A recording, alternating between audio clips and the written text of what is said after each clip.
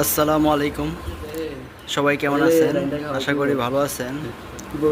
আজকে আমার বন্ধু দাওয়াত দিয়েছে, তার বাসায় আসলাম। সে আমাকে রান্না করে খিচুড়ি খাওয়াবে। আমার সাথে আর আমার বন্ধু আসছে দুজন। তো আমরা শুরু করে দিলাম রান্না করা। দেখতে থাকুন ভিডিও শেষ পর্যন্ত।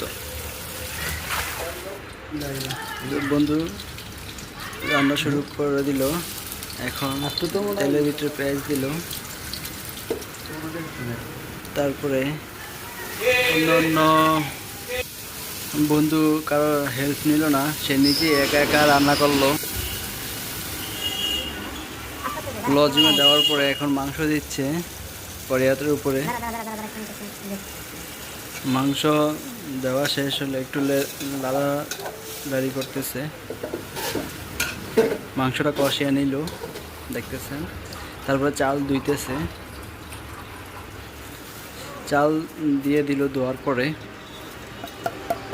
এবার ডাল দিয়ে দিছে। ডাল দেখতেছি, ডাল দিছে মুগ ডাল।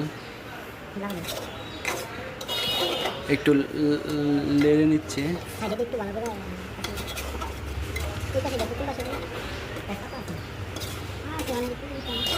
সবগুলো উপকরণ যাতে ভালো করে মিশে, এজন্য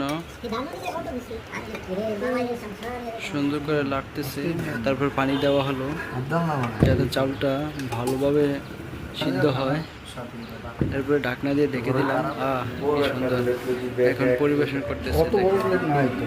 মজা হয়েছে তার হাতের খিচুড়ি বোনা।